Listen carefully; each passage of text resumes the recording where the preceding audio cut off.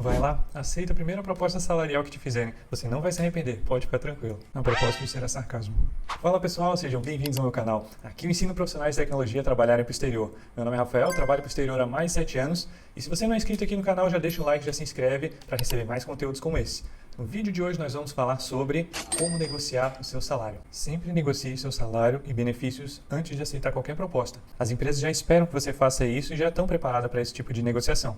Mas e por que isso é importante? Porque isso mostra o seu valor, mostra que você sabe, você fez a lição de casa. Você fez pesquisa salarial, você entende o seu perfil e você sabe se vender. No entanto, alguns profissionais ainda acham que pedir um salário maior vão ser descartados automaticamente durante a entrevista. E não é assim que funciona. Então, qual que é o salário justo para se pedir? Isso vai depender muito da sua experiência, quanto tempo você gastou com certificações, com uma faculdade, com uma pós e tudo mais. Outra coisa é a sua localização. Dependendo da empresa que você trabalhar, não pague para trabalhar. Você já tem que botar isso em conta. Então, às vezes, o salário que funciona em Portugal pode não funcionar nos Estados Unidos, pode não funcionar na Espanha ou em qualquer outro país. Então, estude bastante o mercado do país que você vai atuar, que isso é bastante importante. Também, a mentalidade da empresa é outra coisa que decide a questão salarial. Que às vezes uma empresa grande, ela não necessariamente paga os maiores salários porque o tanto de profissional que quer entrar nesse tipo de empresa é muito grande, é muito concorrido. Então, eles acabam baixando o salário porque eles podem. Diferente de uma startup, por exemplo, que quer pegar os melhores profissionais, aqueles 1%, e vão pagar o valor mais alto possível porque eles querem os melhores profissionais. Então, às vezes, uma startup pode pagar muito mais. Então, você tem que comparar. Quero ganhar mais, mas ter um pouco menos segurança, ou quero ter mais segurança e estabilidade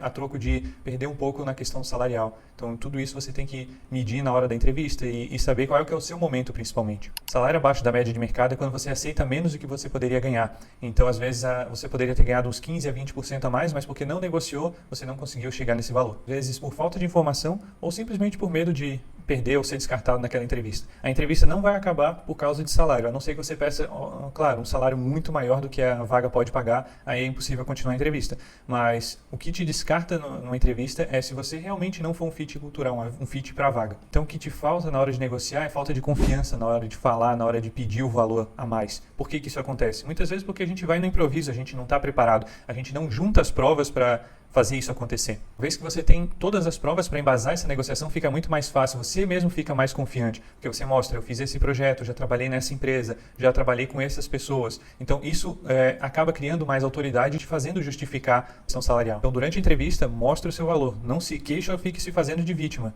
Não se esqueça, o RH parece ser acolhedor e bonzinho, mas ele está ali só pelos interesses da empresa. Então se você não for um bom fit para a empresa, eles vão te descartar. Mas e o que acontece se você aceitar um salário abaixo da média? O salário abaixo da média vai te desmotivar rapidamente e vai diminuir muito a sua produtividade. Porque depois que você cai na realidade, começa a entender o mercado, ou começa a ver que seus colegas até ganham mais do que você, ou muito mais que você, a motivação vai lá embaixo. E aí a produtividade cai. E aí você vira o funcionário ruim. E se você não acredita que isso é verdade, dá só uma olhada nessa matéria aqui do Indeed, um site de busca de vagas que diz a mesma coisa, sobre a importância de como negociar maiores salários. E muitos outros fatores que podem ser reajustados. Às vezes a empresa não é tão flexível e ela não quer negociar a questão salarial. Então você tem bônus que você pode negociar, você tem benefícios, férias, tem opções de ações, empresas pagam às vezes funcionários com parte em ações, então a empresa já está listada na bolsa e eles pagam os funcionários com algumas ações mensais. Opções de horários flexíveis e até home office às vezes. Então tudo isso vai depender de como vai ser a negociação no momento ali da entrevista. Aceitar um salário abaixo da média de mercado pode custar muito dinheiro no longo prazo. Imagina que por um lado você podia estar ganhando 10 mil, mas você aceitou 8, porque de repente não conseguiu negociar o seu salário. Então você, a final desse ano, só desse ano você está deixando 24 mil na mesa. E se você ainda acha que isso não é um problema, ou não vê como um problema, imagina só isso. Você se torna uma referência de baixo valor dentro da sua empresa. Líderes te percebem como faz tudo que aceita por qualquer salário trabalhar de qualquer jeito. Então, eles vão te dar aumentos não tão significativos durante os próximos anos e você vai ser sempre o cara desvalorizado. Além do fato de que durante uma avaliação de aumento salarial para os funcionários, o seu sempre vai ser o que vai reajustar muito menos. Então, se você ainda tem aquela mentalidade de que se pedir mais a empresa vai te desqualificar, se você fizer isso de forma certa e estiver bem qualificado e principalmente não só ser, você tem que mostrar que você é, você vai conseguir isso. Isso não vai acontecer, você não vai ser descartado da entrevista, pode ficar tranquilo. Então, se a empresa disser que não pode pagar mais, você ainda tem que considerar algumas questões. Se a proposta ainda vale a pena, se a empresa tem planos de crescimento, se ela tem um plano de carreira proporcionado pelo RH, alguma coisa com um plano de pagamento com ações da empresa, ou de repente bônus por performance, performance anual ou performance do departamento, do time em que você está inserido, mas de forma alguma aceite menos do que a média de mercado. As empresas tendem a dar aumentos muito modestos para quem já está dentro da empresa. Então, você você vai receber um aumento anual, se receber, enquanto as pessoas que vão entrando novas já vão estar com salário, às vezes, até 40% acima do seu.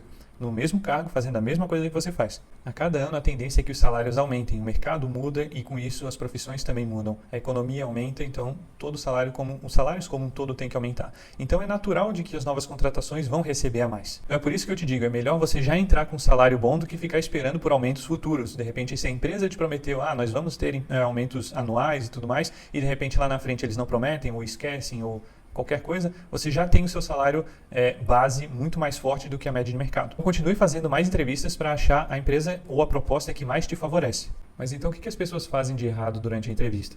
Elas pedem um valor aleatório sem embasamento. Elas não pesquisaram o mercado, estão improvisando durante a entrevista e não sabem do próprio valor. Falar de salário logo no começo da entrevista sem a pessoa ter tocado na questão salarial, isso também é complicado. É pedir a faixa salarial que aquela empresa está disposta a pagar para aquele cargo. Se ele for muito abaixo da média de mercado, ou de repente abaixo do meu salário, a proposta não é interessante. E aí eu simplesmente descarto. Mas uma vez que você já concordou em ir para a entrevista e eles não tocaram ainda na questão salarial, espera até o momento certo, porque eles vão te perguntar sobre qual é a sua proposta salarial, qual que é o seu salário atual e o que você quer, qual o valor que você quer chegar. E falando da questão de faixa salarial, eles têm um mínimo e um máximo que eles vão pagar para determinada vaga. Então, se você mostrar insegurança na hora de pedir o máximo daquela vaga, você muito provavelmente não vai conseguir. Se você está bem preparado, fez a lição de casa, sabe o seu valor e a média de mercado, sempre peça o máximo daquela vaga que ela pode pagar, porque você, se não conseguir o máximo, você vai conseguir estar um pouco ali, um pouco abaixo, um pouco acima da média, na verdade, e nunca vai pegar o mínimo. Então, não foca no mínimo, foca sempre no máximo. Então, você me pergunta, como que você deve fazer?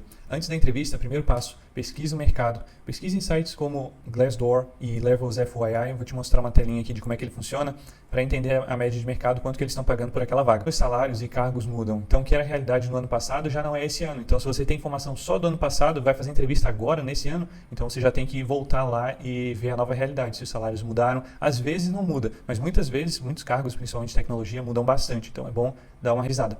Aqui nessa captura de tela nós temos o Reino Unido e Estados Unidos. Então a gente tem a média salarial, o mínimo e o máximo para cada um deles. E o que eu quero dizer com isso é que se você olhar, se você for para os Estados Unidos, é diferente de trabalhar no Reino Unido. Eles são médias salariais diferentes. Então é uma realidade em um país e uma realidade em outro. São economias diferentes. Então você tem que entender como vai se encaixar.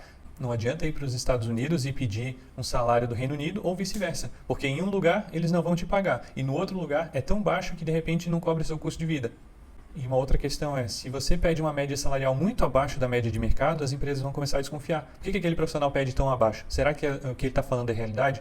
O currículo que ele mostrou é verdade? Será que ele tem essa experiência que ele está falando? Ou ele ensaiou tudo isso? Então toma cuidado. Mas falando daqueles valores, parece ser impossível, né? A gente olha aquele tanto de número ali de questão salarial, mas as vagas estão lá. Dá uma olhada nesse print aqui que eu tirei, onde a gente tem uma vaga de Senior DevOps pagando 78 mil euros anuais, e isso na conversão da Wise hoje está dando 482 mil, quase meio milhão por ano. E isso é o seu 1 milhão em 2 anos. Já pensou nisso? Uma coisa interessante, a faixa salarial está ali, 78 mil.